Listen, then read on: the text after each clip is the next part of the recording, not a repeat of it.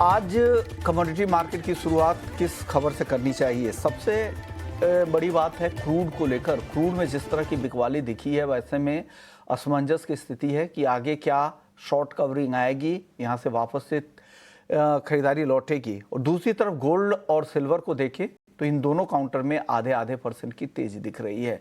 लेकिन मार्केट में आज अगर आप देखें तो गोल्ड सिल्वर के अलावा भी और एक्शन अगर कहाँ है तो यहाँ पर एग्री में एक्शन है, ग्वार में काफ़ी ज़्यादा बिकवाली दिख रही। तो ये तमाम मुद्दों पे हम चर्चा करेंगे मुनाफे की मंडी में।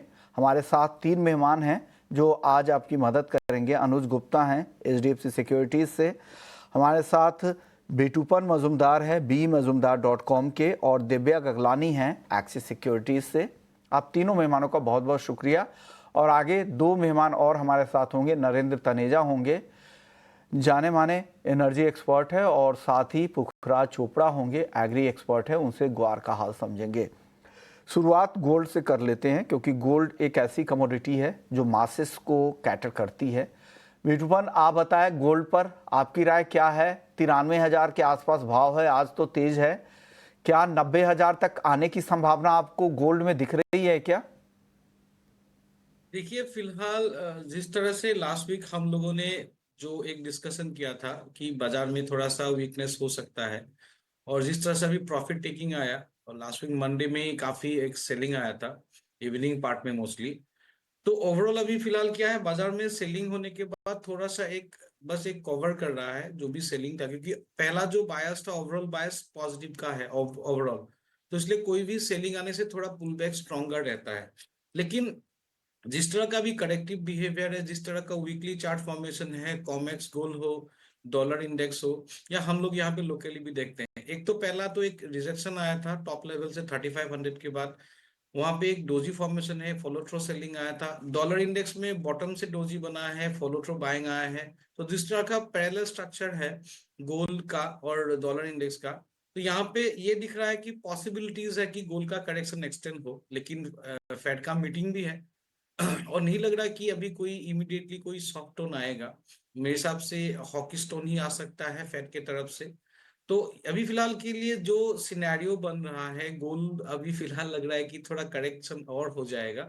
एक 92,500 का एक इम्पोर्टेंट मार्क या लेवल है M6 में, वो ब्रेकआउट हो जाता है तो तब ये शायद लो टेस्ट करने के लिए कोशिश करेगा, 91,000 या 90,500 तक आने के लिए कोशिश करेगा। और ऊपर में देखिए, एक 93,800 से 94,000 का जो एक क्रिटिकल रेजिस्टेंस लेवल पड़ा हुआ है, और उसके ऊपर अभी नहीं लग रहा कि वहां के ऊपर जाके बाजार सस्टेन कर पाएगा। तो कोई भी पुल बैक आता है, अगर उतना पुल बैक आने के लिए आएगा कि नहीं, दैट नॉट वेरी श्योर, लेकिन अगर वो पुल बैक आता है तो that's a ideal selling level towards 34,000। तो एक टारगेट, इमीडिएट टारगेट रहेगा 92,500 का। और 92,500 ब्रेक करता है तो जो ने बताया कि फ्री ट्रिगर आएगा, तो हम सेल ऑन राइज जैसा ही है या on the breakout. Same scenario sir silver का भी वही है, और थोड़ा सा बेटर है गोल्ड से, लेकिन गोल्ड में मोर और लेस सेल ऑन राइज लग रहा है on expectation of A profit taking. तो दोनों आपने सोने और चांदी पे अपनी राय दे दी। अनुज जी, क्या लग रहा है? एक अहम इवेंट है, हालांकि इस बार बाजार यही अनुमान लगा के चल रहा है कि फेड की तरफ से ब्याज दरों में कोई कटौती नहीं होगी, स्थिर रहेगा। हालांकि ट्रंप का दबाव है दरें घटाने को लेकर, लेकिन इस बार उम्मीदें काफ़ी कम है। क्या लग रहा है सर, क्या असर होगा गोल्ड के मार्केट पर? 2 चीज़ें काम करेंगी, एक तो FOMC की बैठक और दूसरा ट्रेड वार्ता को लेकर जैसे जैसे डेवलपमेंट आएंगे उस पर भी बाजार की नज़र रहेगी। आपको क्या लगता है सर, सोने चांदी में आगे क्या हो सकता है? अनुज जी। Vishnu ji, good morning. देखिए, डेफिनेटली फेड की मीटिंग है और वहां पर ऐसा लग रहा है कि शायद इंटरेस्ट रेट वो फ्लैट रखें। तो अगर इंटरेस्ट रेट फ्लैट रखते हैं तो हो सकता है कि फिर आपको एक गिरावट गोल्ड सिल्वर में देखने को मिल सकती है। हालांकि ऐसा भी आ रहा है कि कहीं ना कहीं ट्रम्प का जो रुख है थोड़ा सा कूल होता हुआ दिखाई दिया है। उसकी वजह से लग रहा है कि कहीं ना कहीं गोल्ड सिल्वर में गोल्ड में पर्टिकुलर बात करें तो एक सेलिंग प्रेशर आ सकता है। हालांकि हमने लास्ट वीक में देखा था कि $3200 गोल्ड ने टेस्ट किया था और करीबन 92,000 के आसपास हम M6 में लेवल्स देखे थे। हमें लगता है कि अभी सेंटीमेंट थोड़ा साइडवेज रहेगा, थोड़ा एक रेंज वन मोमेंटम हो सकता है। मगर हाँ, ये भी लग रहा है कि कहीं ना कहीं हायर लेवल पे गोल्ड के अंदर एक बिकवाली देखने को मिल सकती है, तो रेजिस्टेंस गोल्ड फेस करता हुआ दिख रहा है। फिजिकल मार्केट की अगर बात करें तो हमने देखा अक्षय तृतीया पे करीबन 30% लोअर डिमांड रही थी। चाइना के अंदर भी लोअर डिमांड है, तो कहीं ना कहीं हायर लेवल पे आने की वजह से डिमांड इंपैक्ट होती हुई दिखी है। हमें लगता है कि कुछ प्रॉफिट बुकिंग गोल्ड में देखने को मिल सकती है। तो अगर हम स्ट्रेटेजी वाइज बात करें तो जून कॉन्ट्रैक्ट में जो स्ट्रेटेजी सेल राइज की रहेगी, करीबन 9450 में गोल्ड में बिकवाली का ट्रेड लेना चाहिए। स्टॉप लॉस 95,100 का लगाएं। टारगेट लग रहा है कि 91,700 तक देखा जा सकता है। हमें लगता है कि एक बार अगेन 3200 से लेकर $3170 तक के लेवल गोल्ड में देखने को मिल सकते हैं। तो गोल्ड के अंदर सेल ऑन राइज की स्ट्रेटेजी रहेगी। अगर हम बात करें सिल्वर की, तो सिल्वर एज कंपेयर थोड़ा रेंज बाउंड है। हम देख रहे हैं कि $31-32 के आसपास रेंज बाउंड मोमेंटम कर रही है। हमें लगता है कि सिल्वर में अभी फिलहाल एक रेंज बाउंड ट्रेंड रहेगा। अगर ट्रेड वॉर की बात सुलझती है, कुछ पॉजिटिविटी आती है, तो उसका सबसे पॉजिटिव इम्पैक्ट सिल्वर पे रहेगा और सिल्वर में एक बाउंस में हम एक्सपेक्ट कर सकते हैं। हमें लगता है कि सिल्वर में थोड़ा वेट एंड वॉच करना चाहिए, जबकि गोल्ड में सेल ऑन राइज की स्ट्रेटेजी यूज कर सकते हैं। तो सिल्वर में अभी रुके और गोल्ड में सेल ऑन राइज की स्ट्रेटजी के साथ काम करना है। जो स्क्रीन पर अनुज जी के कॉल दिख रहे हैं, पोजिशनल राय है, ये आज के लिए सिर्फ नहीं है, ये ध्यान रखिएगा। आपको उछाल पर बेचना है। 91,700 भी लग रहा है अनुज जी को। आप बताइए, आपकी राय क्या है दिव्या गगलानी जी, गोल्ड और सिल्वर दोनों पर? Good morning Yushman ji. Good morning sir.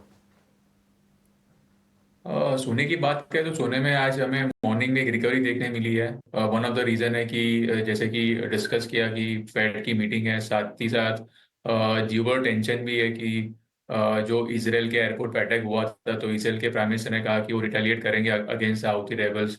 तो उसके वजह से हमें एक थोड़ा सा सेव एंड बाइंग देखने मिला है। पर अगर मैं टेक्निकली बात करूँ तो प्राइसेस जो है डेली चार्ट पे 9 डेज और 20 डेज के मूविंग एवरेज के नीचे ट्रेड कर रहे हैं, जो कि एक नेगेटिव साइन है प्राइसेस के लिए। और साथ ही साथ प्राइजेस अपर एंड पे जो कॉमेक्स का जो लेवल है 3300 के ऊपर, जब तक प्राइस उसके ऊपर सस्टेन नहीं करते तब तक व्यू मेरा सेल ऑन राइज का ही रहेगा। इंट्राडे के लिए सोना जो है 93,400 के करीब अगर आता है तो वहाँ पे बेच के चले। स्टॉप लॉस हम 93,650 का रखे, टारगेट नीचे में 93,100 का मेंटेन करके चले। चांदी की बात करूँ तो चांदी में हमें मॉर्निंग में एक रिकवरी देखने मिली है।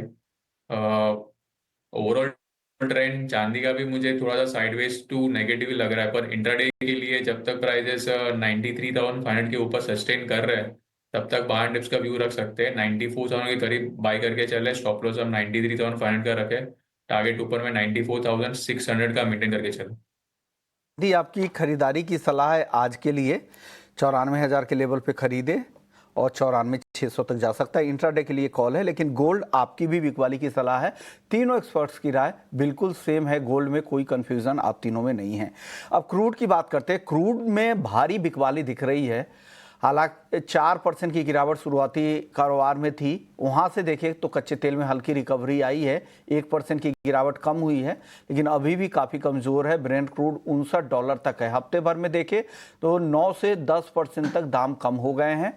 ओपेक प्लस ने जून से अपने उत्पादन को बढ़ाने का फैसला किया है, 4,11,000 बैरल प्रतिदिन का। ये दूसरा महीना होगा जो इस तरह की बढ़ोतरी, इतनी बड़ी बढ़ोतरी होगी, और उससे बाजार को लग रहा है कि यहाँ पर सप्लाई आगे बढ़ सकती है। आप बताइए अनुज जी, क्या लग रहा है कच्चे तेल में आगे क्या और गिर सकता है या शॉर्ट कवरिंग आएगी आज? विष्णु जी, देखिए, जहां हमने देखा कि गोल्ड करीबन 30% की रिटर्न दे रहा है, वही हमने देखा कि इस साल में क्रूड करीबन 22% करेक्ट हो चुका है और 4 साल के लोअर लेवल पे एमसीएक्स में ट्रेड कर रहा है। तो हमने देखा कि ये साल सबसे ज्यादा गिरावट से रहा और जैसे ही ट्रम्प साहब आए उसके बाद कंटिन्यूअसली एक क्रूड में गिरावट का ट्रेंड स्टार्ट हुआ, क्योंकि उन्होंने बोला कि कहीं ना कहीं जो सप्लाईज है वो बढ़ा सकते हैं। इंटरेस्टिंगली हमने लास्ट वीक में देखा कि ओपेक प्लस मेंबर्स ने भी अपना प्रोडक्शन इंक्रीज किया, करीबन 4,11,000 बैरल पर डे का, और उसकी वजह से देखा कि आज क्रूड के भाव अगेन $60 के नीचे आते हुए दिखाई दिए। ब्रेंट और WTI दोनों ही अब $60 के नीचे आते हुए दिखाई दिए।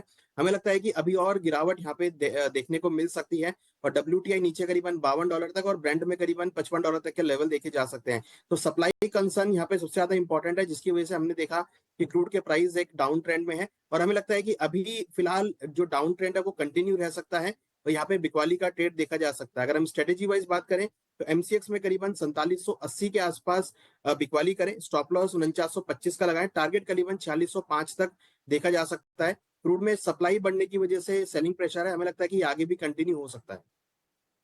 बताइए बिटकॉइन, आपकी राय क्या है? अनुज जी को लग रहा है और गिरावट बढ़ सकती है, 4,600 तक आते भी देख रहे हैं, यानी यहां से भी करीब करीब 200 रुपए तक की गिरावट घरेलू बाजार में। आप क्या सलाह देंगे बिटकॉइन जी?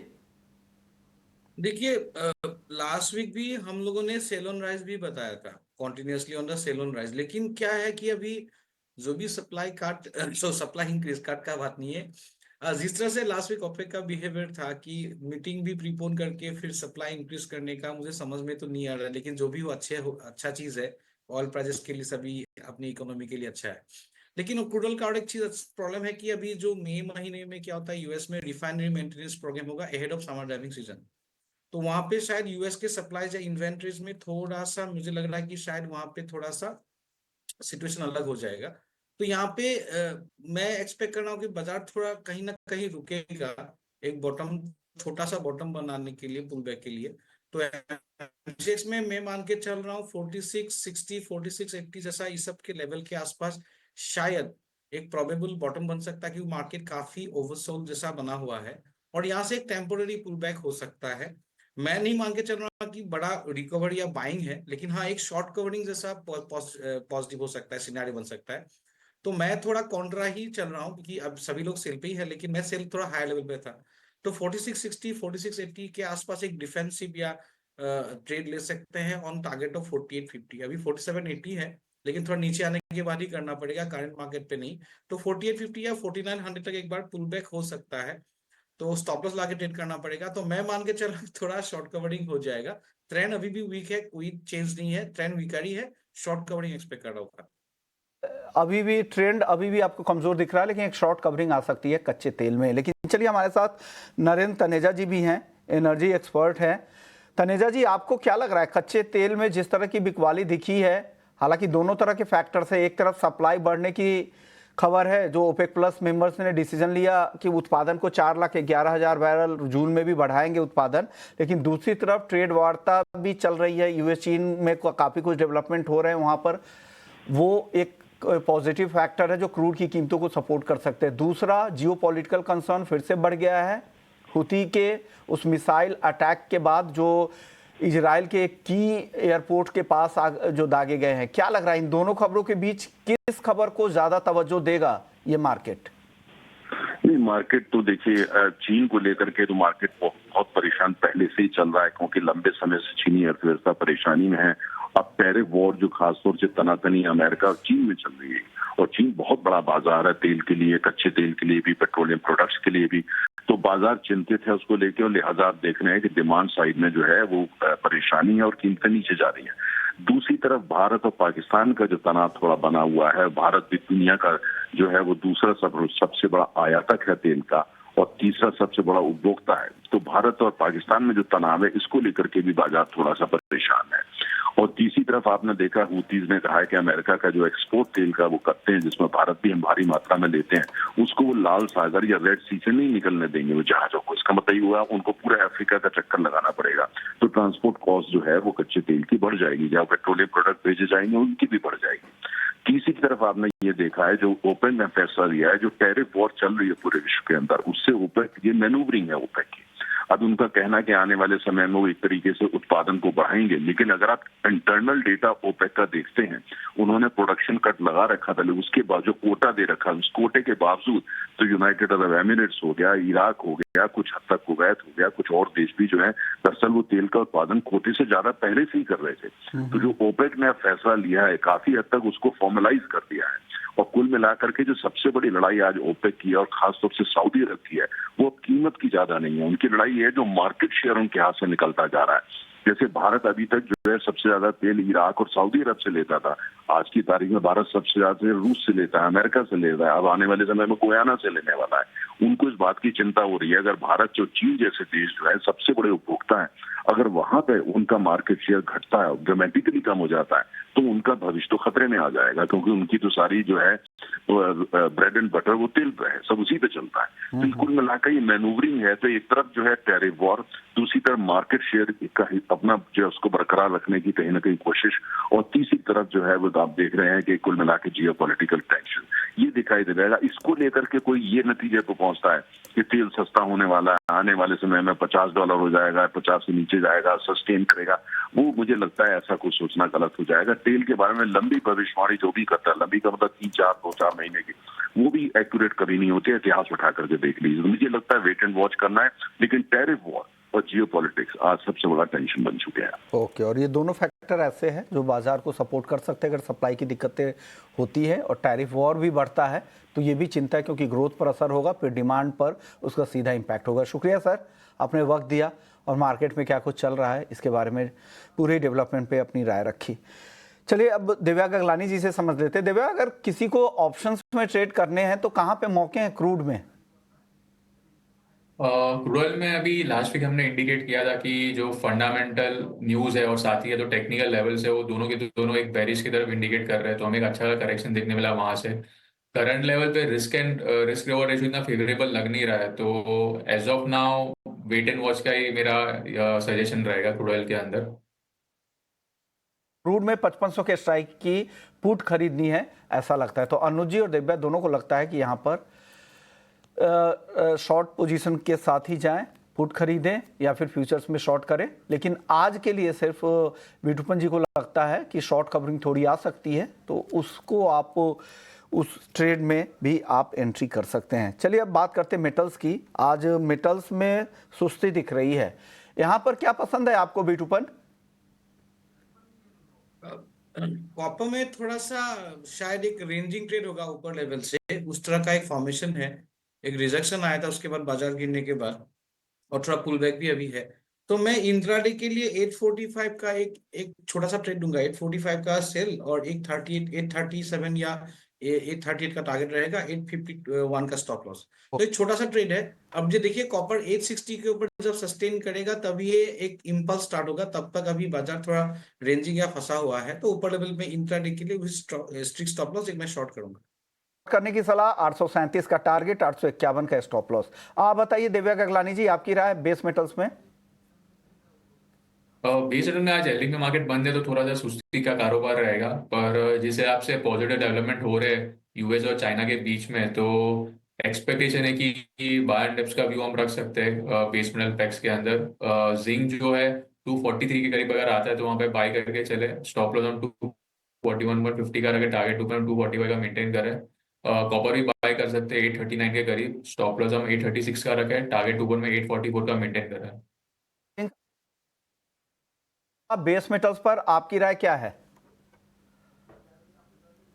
और देखिए बेस मेटल में अगर हम देखें तो मार्केट काफी रेंज बाउंड रहा है। हालांकि हमने कॉपर में जरूर एक रिकवरी आते हुए देखी है, बट कहीं ना कहीं हमने जिंक के अंदर भी एक गिरावट का ट्रेंड देखा। तो यहाँ पर मुझे लगता है कि थोड़ा मिक्स ट्रेंड रहेगा। ओवरऑल हमें लगता है कि कॉपर के अंदर एक बाउंस बैक आ सकता है। तो कॉपर में करीबन 836 के आसपास खरीदारी का ट्रेड बना सकते हैं। स्टॉप लॉस 829 पे लगाएं, टारगेट करीबन 856 तक देखने को मिल सकता है। वहीं अगर हम जिंक की बात करें तो जिंक में सैलॉन राइज की स्ट्रेटेजी यूज कर सकते हैं। करीबन 243 में बिकवाली करें, 247.80 का स्टॉप लॉस लगाएं, टारगेट 239 तक देखने को मिल सकता है। अगर हम ओवरऑल देखें तो बेस मेटल काफी रेंज बाउंड रहे हैं, बट हाँ लोअर लेवल पर हमने कॉपर में जरूर एक बाउंस बैक आते हुए देखा है। हमें लगता है कि निचले स्तरों पर बेस मेटल में रिकवरी देखने को मिल सकती है। तो ये राय है बेस मेटल्स को लेकर। चलिए अब बात करते हैं एग्री मार्केट की, और सबसे पहले नजर डालते हैं ग्वार पर, जहां पर आज काफी गिरावट लगातार यहाँ पे चल रही है। ग्वारगम को देखिए करीब 1.5% नीचे है, 9,300 रुपए के नीचे भी आ चुका है मई का वायदा, और 9,400 के आसपास है जून का वायदा। ग्वार सीड में 4,940 रुपए के नीचे कारोबार हो रहा है। हमारे साथ फुखराज चोपड़ा हैं, एग्री एक्सपर्ट है और ग्वार की पूरे ही वैल्यू चेन को अच्छे से समझते हैं। सर, पुराने स्टॉक की आवट या फिर बेहतर मॉनसून की जो उम्मीद है या जो रिपोर्ट आ रही है, ये ग्वार पर दबाव बना रहा है या कुछ और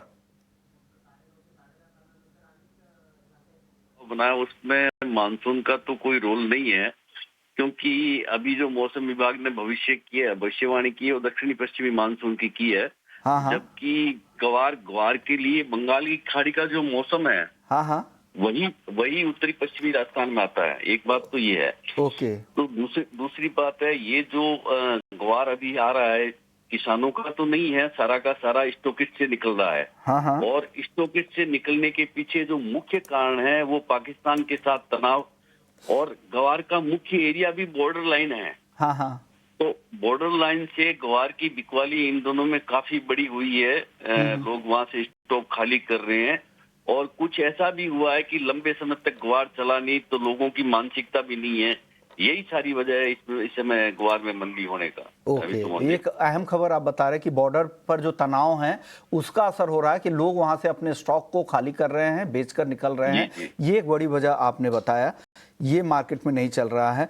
और सर आगे क्या लगता है, आगे का भविष्य क्या दिखता है? लोग तो वही जानना चाहे कि आगे क्या होगा, क्योंकि लगातार दाम गिर रहे हैं। काफी पहले से लोग परेशान थे कि भाव चल नहीं रहे थे, अब तो गिरने लगे हैं।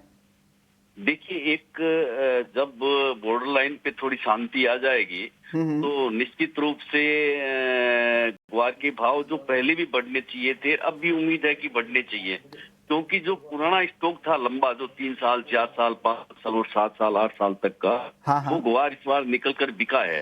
यानी स्टॉक से ही ग्वार की पूर्ति हुई है, किसानों से या फसल से इस बार की पूर्ति नहीं हुई है। फसल 17 लाख की थी और ग्वार की खपत 1 करोड़ 10 से 1 करोड़ 20 लाख बोरी की, तो सारी स्टॉक से पूर्ति हो रही है। पर पिछले सालों में और इस सालों में एक बड़ा अंतर ये आया है कि स्टॉकिस्टों ने भी इन भावों पे ग्वार को बेचा है, यानी घाटे से ग्वार को बेचा है। इसमें मुनाफा नहीं है ग्वार को, स्टॉकिस्ट को कहीं भी मुनाफा नहीं है। उसको ब्याज, गोदाम भाड़ा, भाव तीनों का घाटा है। उसके बावजूद भी उसने इसलिए बेचा है, एक तो बॉर्डर पे तनाव, और दूसरा ये कमोडिटी अच्छा परफॉर्मेंस नहीं कर रही है। ओके, काफी इंतजार के बाद कोई भी चाहता है उससे निकलना, तो उनको घाटे में बेचना पड़ रहा है। एक तो स्टोरेज कॉस्ट भी है, और फिर उसको आपको बाकी इतने लंबे समय से आप होल्ड कर रहे हैं।